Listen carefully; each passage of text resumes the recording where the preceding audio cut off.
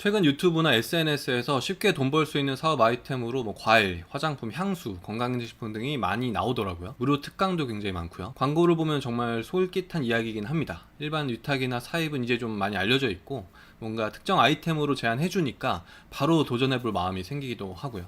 일단 온라인 쇼핑 시장은 계속 성장세를 보이고 있긴 해요. 2023년부터 좀 꺾이긴 했지만 여전히 시장 자체는 계속 커지고 있습니다. 그래서 아직 많은 분들이 나도 한번 해볼까 하는 생각을 많이 하게 됩니다. 특히 초기 자본이 적고 재고 부담이 없는 위탁 판매와 사입 방식은 진입 장벽이 낮아서 여전히 많은 분들이 도전하고 있죠. 그런데 폐업하는 비율 1위가 또 압도적으로 온라인 사업이 높습니다.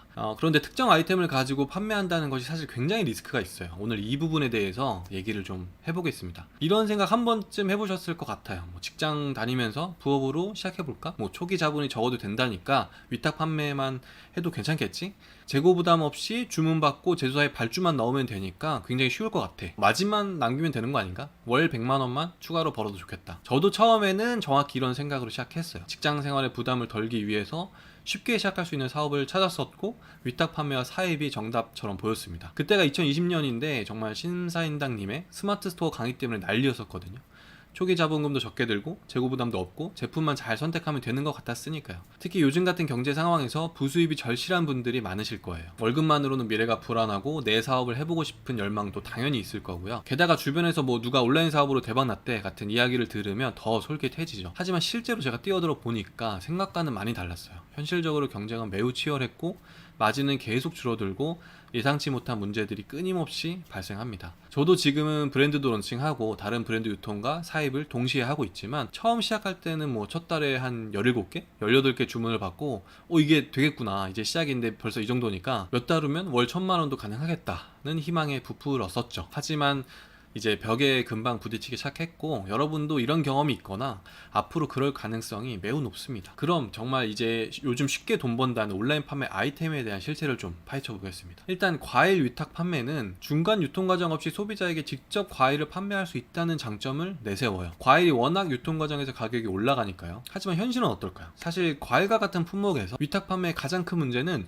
유통기한이 짧은 제품의 품질 관리예요. 제조사 농장에서 직접 발송하기 때문에 품질 통제가 어렵고 상품에 문제가 있는 경우에는 소비자 불만이 고스란히 판매자인 여러분에게 돌아옵니다. 실제로 주변에 이런 사례가 발생했어요. 제주 감귤 위탁 판매를 시작했는데 첫 달에 안 좋은 댓글이 10건 이상 달리는 거죠. 이유는 감귤이 일부 상한 채로 배송됐다는 거예요. 농장에서는 발송할 때는 멀쩡했다고 주장할 수 있고 결국 판매자가 환불과 사과 비용을 모두 부담해야 했어요. 반품에 대한 리스크가 굉장히 심하다는 거죠. 특히 유통기한이 짧은 제품은 더 그렇죠. 저 같은 경우에는 구강 케어 제품과 화장품을 판매하고 있는데 월 반품률이 2%도 안 되거든요. 굉장히 낮은 편임에도 불구하고 이런 CS를 처리하는데 생각보다 굉장히 스트레스를 많이 받습니다. 이건 사업을 지속해야 하는 입장에서 가장 힘든 부분 중에 하나예요. 또 과일이라고 경쟁이 심하지 않은 게 아니에요. 차별점이라는 게 사실 과일이 별로 없잖아요. 판매 마진이 생각보다 훨씬 낮습니다. 초기엔 20-30% 마진을 기대했다가 실제로 10% 미만으로 떨어지는 경우가 허다합니다. 게다가 마케팅 비용을 고려하면 실제 순이익은 더 적어져요. 특히 계절 과일의 경우 성수기에는 괜찮지만 비수기에는 매출이 급감하는 문제도 있어요. 지속적인 수익을 위해서는 계절별로 다른 품목을 준비해야 하는데 이렇게 계속 소싱처를 발굴하고 하는데도 정말 쉽지가 않죠. 두 번째로 화장품과 향수는 온라인 판매에서 인기 있는 품목이죠. 마진율도 높고 유통기한도 길어서 매력적으로 보입니다. 저 역시 화장품 업계에서 10년 이상 일했고 지금도 계속 브랜드 개발도 하고 유통도 하고 있어요. 그런데 알만한 분들도 다 아시는데 화장품과 향수 시장은 이미 너무 많이 포화된 상태예요. 스마트 스토어나 쿠팡만 해도 정말 판매자가 어마어마합니다. 그리고 키워드나 상위 노출로 판매되는 품목이 아니고 정말 차별화와 브랜딩이 중요한 품목이기 때문에 솔직히 가장 힘든 아이템 중에 하나라고 생각해요. 일부 무료 특강에서 에모큐 100개, 200개로 생산해서 내 브랜드로 판매할 수 있다고 하는데 에모큐는 정말 중요한 게 아니에요. 초기 비용을 줄인다는 것 외에는 진짜 모든 게 단점입니다. 가장 중요한 건 또 그 정도로 에모큐로 차별화되는 제형과 효능을 개발하는 건 거의 불가능에 가깝다고 봐야 되고요. 부자재와 패키지도 제약 조건이 정말 많습니다. 이미 엄청나게 많은 리스크를 안고 시작해야 하는 거예요. 그래서 가장 많은 공부가 필요한 품목이 화장품, 향수와 같은 품목이에요. 세 번째로 건강기능식품은 역시 마진이 높아서 매력적으로 보이지만 실제로는 여러 어려움이 있습니다. 이것도 에모큐를 가지고 강의로 마케팅을 많이 하던데 초기 진입이 쉽다는 게 정말 더 리스크예요. 일단 법적 규제가 매우 까다롭습니다. 건강기능식품은 의약품은 아니지만 화장품과 마찬가지로 식약처의 엄격한 규제를 받습니다. 화장품보다도 훨씬 더 엄격해요. 광고 문구 하나 잘못 사용했다가 이제 과태료를 물거나 판매 중단 조치를 당할 수도 있어요. 실제로 뭐 혈관 청소, 뭐 통증 100% 해결 같은 표현을 잘못 사용했다가 처벌을 받는 경우도 굉장히 많고요. 그리고 경쟁사가 일단 모니터링과 신고도 굉장히 많이 하는 편이에요. 그리고 리뷰가 다른 제품에 비해서 훨씬 중요하기도 해요. 신규 판매자가 리뷰 없이 판매를 시작하면 초반에는 거의 판매가 쉽지 않습니다. 이를 극복하기 위해서 초기 리뷰 마케팅에 많은 비용을 투자해야 되고요.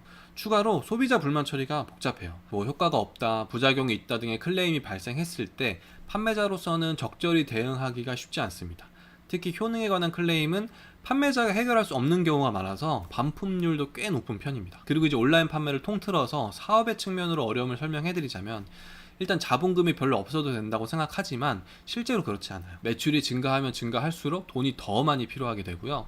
왜냐하면 매출이 늘어난다는 것은 당연히 제품이 많이 판매된다는 것이고 그만큼 재고를 많이 확보해야 하는 거예요. 근데 언제나 정산보다는 제조사나 부자재 업체 또는 사입을 하게 되면 당연히 공급사에 먼저 결제를 해줘야 하거든요. 요즘에는 선정산 서비스가 생겨서 좀 나아지긴 했지만 어쨌든 그건 수수료가 또 따로 들어가고 또 무조건 되는 것도 아니기도 하고요. 그래서 정산 지원으로 제조사에 결제할 돈이 부족해져서 사업을 중단하시는 경우가 실제로 정말 발생해요. 그래서 매출이 늘수록 오히려 자금 부담이 커지는 역설적인 상황에 처하는 거죠. 실제로 저도 그런 어려움을 많이 겪습니다. 그래서 그때그때 자금 문제를 진짜 어렵게 해결하면서 운영을 지속해 나가는 거예요. 그리고 무엇보다 온라인 시장의 가장 큰 문제점은 진입장벽이 낮다는 거예요. 쉽게 시작할 수 있다는 것은 그만큼 경쟁자도 많다는 뜻이죠.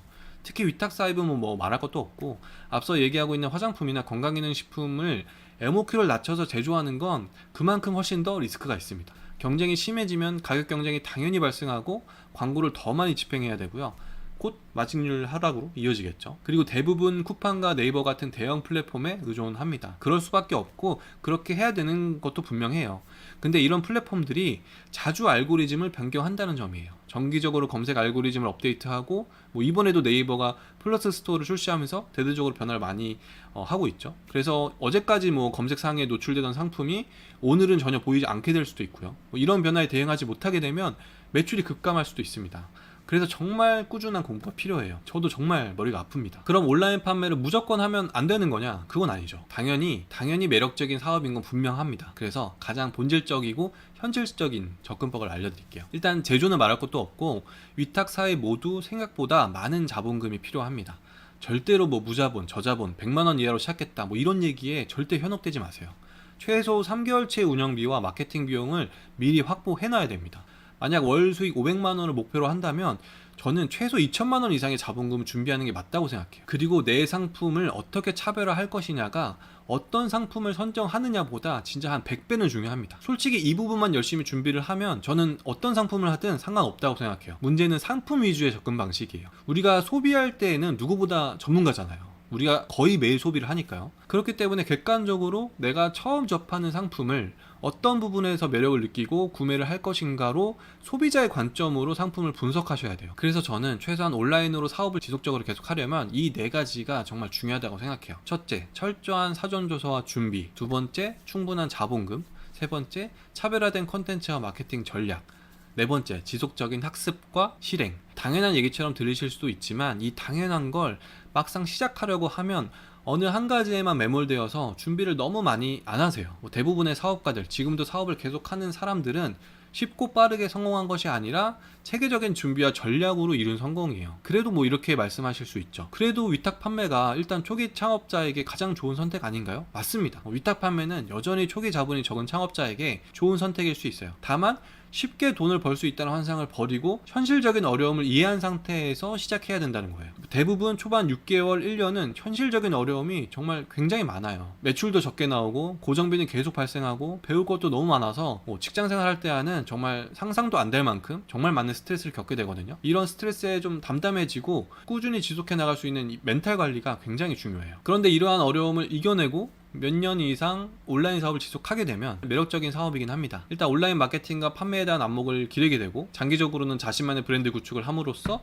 진짜 길게 보고 갈 수 있는 사업이 되는 거죠. 이렇게 되면 어떤 아이템을 하더라도 최소한 실패하지 않는 노하우가 생긴다고 생각해요. 하지만 다시 한번 말씀드리지만 정말 절대 쉬운 길이 아니기 때문에 요즘 많이 유행하는 특정 아이템에 대한 특강이나 쉽게 시작할 수 있다는 말에 절대 현혹되시면 안 된다는 겁니다. 손쉽게 시작할 수 있다는 장점은 분명히 있지만 그만큼 경쟁이 심화되고 낮은 실질 수익률 그리고 정산 지원 등의 문제 등이 정말 많기 때문에 현실적인 어려움이 훨씬 많다는 것을 꼭 기억하셨으면 좋겠습니다. 그럼 저는 다음 영상에 뵙도록 하겠습니다. 감사합니다.